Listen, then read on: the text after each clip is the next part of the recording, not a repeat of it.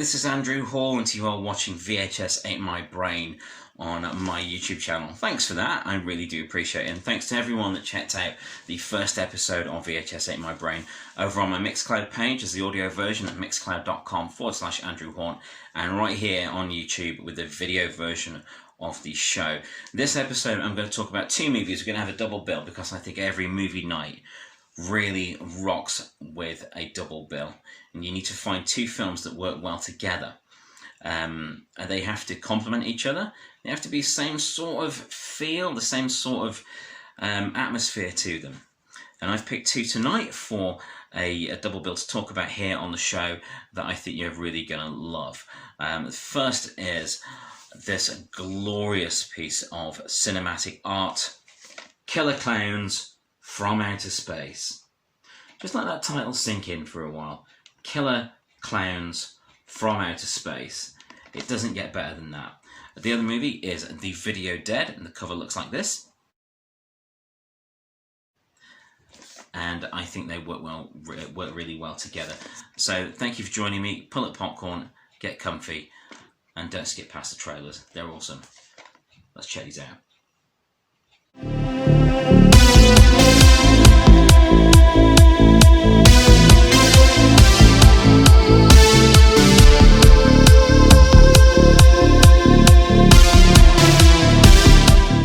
Is it a bird? Is it a plane? No, it's VHS Ate My Brain! Hello, I'm Andrew Hawnt. Welcome back to VHS Ate My Brain, the show based on the book, which became a column, which became a audio show, which is also a video show about VHS tapes and cult films that came out on that marvellous format.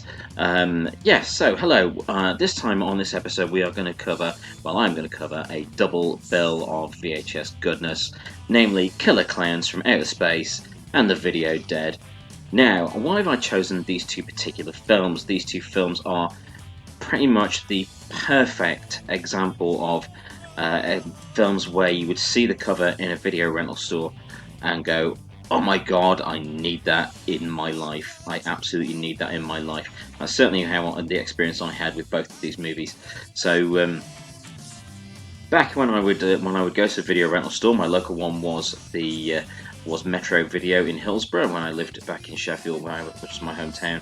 I would often see films where there was no way the cover art, there was no way the film inside the case would live up to the cover art. However, there were rare occasions where that would not be the case, and Killer Klowns from Outer Space and The Video Dead, I would argue, are two examples of that, where the films do pretty much match the promise of their awesome cover art.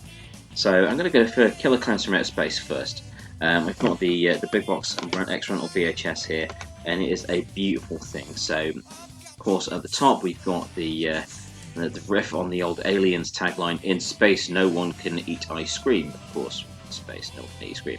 But in space no one can eat ice cream. And Killer Klowns from Outer Space, how can you not love a title like that?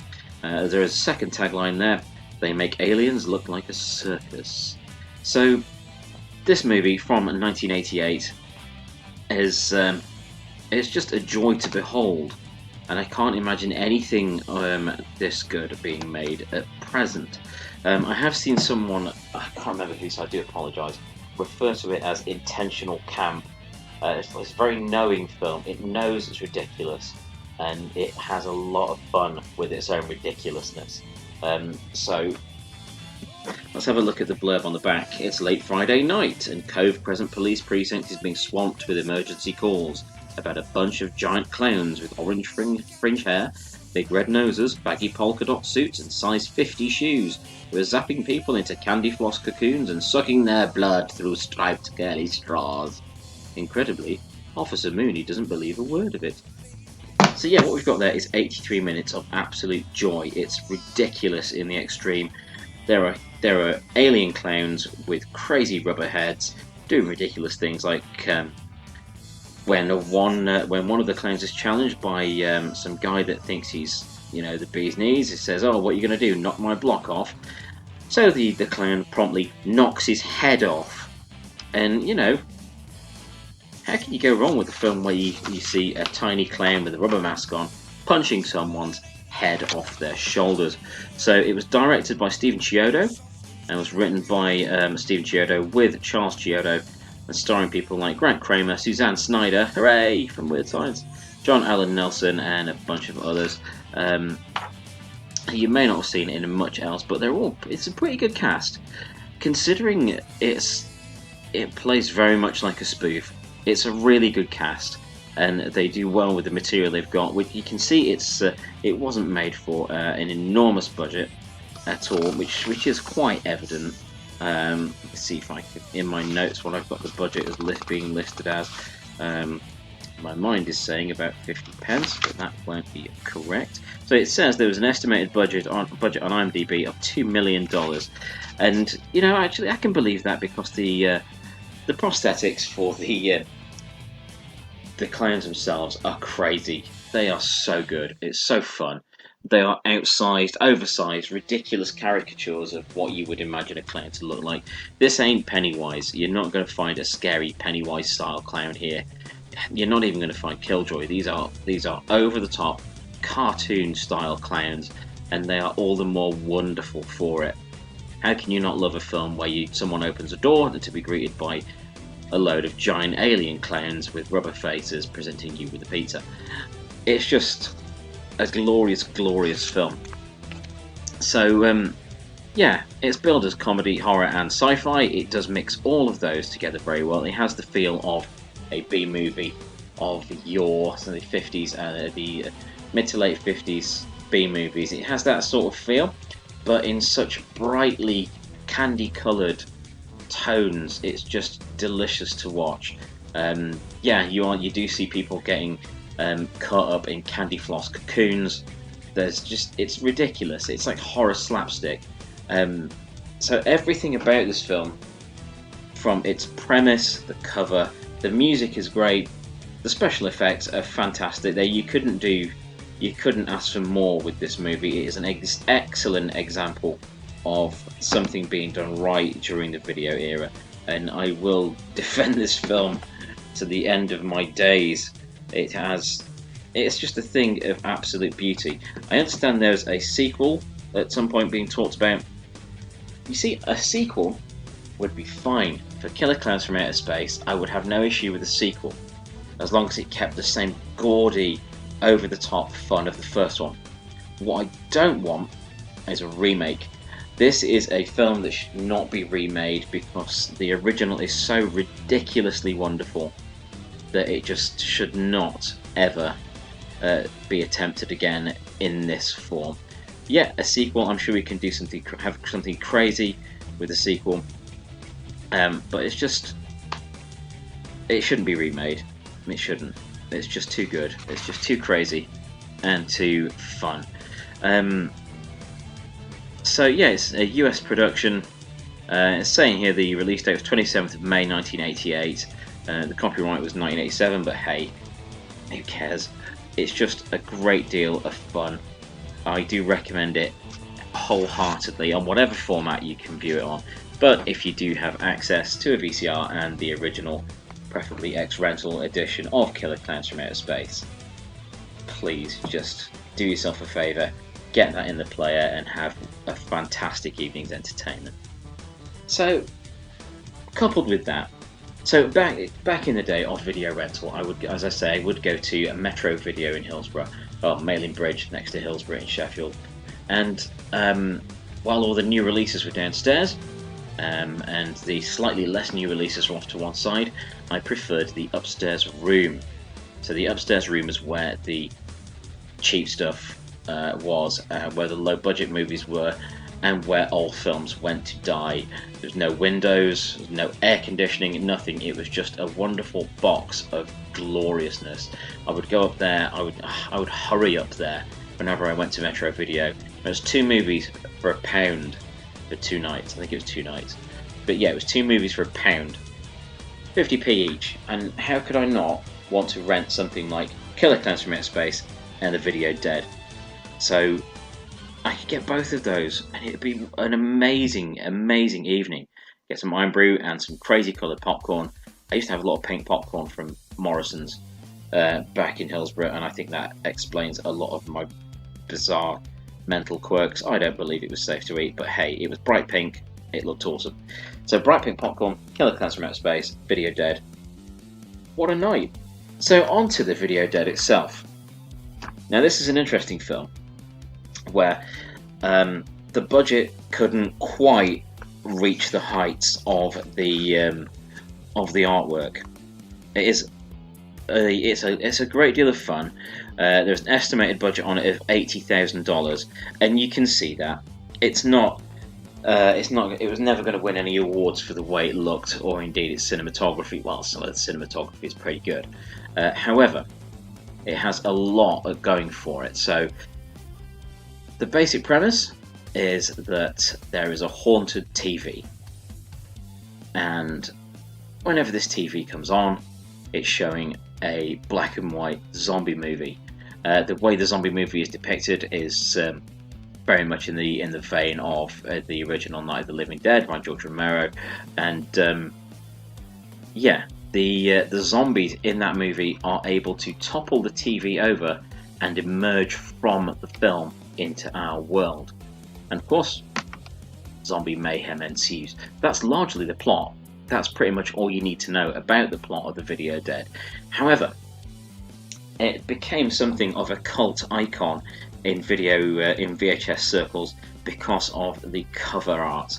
The cover art is incredible.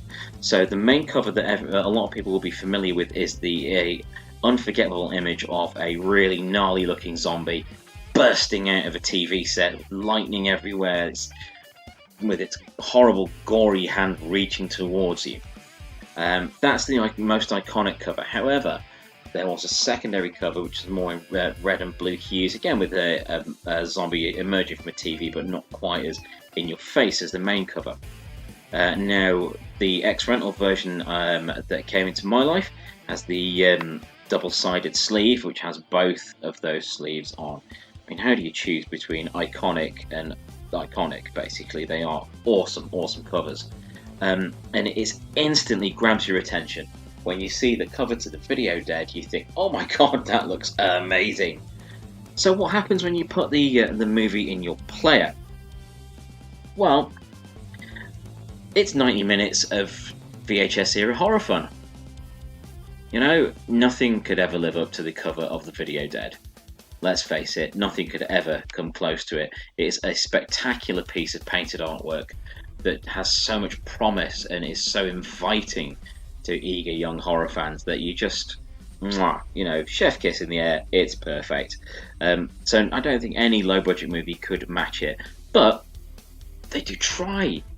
There is a great deal of effort that has visibly gone into making the Video Dead entertaining, and there's a lot to be said for that. In many cases, there has been a tendency for low-budget movies to try and look more expensive in order to cover up the fact that they were very low-budget movies where it's a miracle they even got completed. That's a mistake. I mean, with like Killer Klowns from Outer Space, it reveled in its silliness, and the Video Dead, it does revel in its low-budgetedness, probably the phrase. I don't know. I've had a lager. I'm not quite sure what side of the planet I'm on right now. But anyway, it does what it says on the tin. You see zombies come out of a TV. As long as that was in the movie, then it's doing what it's set out to do. Zombies do come out of the TV, and they stalk a small town. Directed by Robert Scott and written by Robert Scott, starring people such as Michael St. Michael, Thaddeus Golas, what a great name, and Douglas Bell. The film is it's a romp. I think it would be one of those that is adequately described as a romp. It's ridiculous. It's ridiculous when you've seen a movie where a zombie stuffs a victim into a washing machine and spins them to death. You know you're onto a winner. You also know you're not going to see that in many other films. Well, I certainly haven't anyway. The TV set, it's just sent to a guy, Henry Jordan, a writer, and he finds out that it is a gateway through which the undead come to the world of the living. you know, that sells itself. You imagine the pitch meeting for that. So I've got a TV with a zombie movie on it, and the zombies come out and they kill everyone. Oh, by the way, someone gets stuffed into a washing machine and you see their feet spinning around until they're clearly dead, while the zombie is dancing around with glee. It's mental, but in a good way. It's absolutely wonderful. So, yeah, it is I would say this is the second half of a perfect night's double bill. Killer Klowns from Outer Space, followed by The Video Dead, and make sure you watch the trailers on these tapes. I mean, that's part of the fun for me. I never fast-forwarded through trailers. I never saw the point. I saw those as extra bits of entertainment. And in a lot of cases, a lot of trailers are way better than the movies. This is a sidestep from the subject at hand, I do apologise. But I always wanted to talk about Kindred. Oh my god, the trailer for the Kindred is brilliant. It looks terrifying. This horrible mix of sci-fi body horror and just absolutely chilling visuals with an incredible soundtrack. But the movie just doesn't live up to it. It goes on too long, not a great deal happens in it. On the flip side, you've got something like Bad Dreams, which I saw get advertised a lot during the VHS era. And that does live up to it, even though it is a subpar Freddy Krueger rip-off type movie. With Jennifer Rubin being spectacular in it, as a lady that wakes up after 13 years in a coma to find the cult leader that destroyed everyone she knew is haunting her dreams as a crispy corpse. But anyway, back to The Video Dead. Watch it. I mean, what other excuse do you need? There are zombies coming out of the TV. People being destroyed. It's not the clearest of movies. The stock wasn't perfect. It doesn't have a very cinematic feel to it. However, it doesn't look amateurish. There is a fine line between cheap and amateurish. And thankfully, The Video Dead manages to stay on the right side of that line. So I do wholeheartedly recommend these if you can only find them as downloads or streaming or DVDs or anything like that. If you can't find the VHS, I won't hold it against you. These are just great movies for a brilliant night in. That would be my perfect night of film watching, and I would love to share it with you. So thank you very much for spending some time with me while I talk endlessly and inanely about strange old horror movies. You can find more of these episodes coming up very soon. I am Andrew Hawnt. This has been a VHS Ate My Brain, and you are awesome.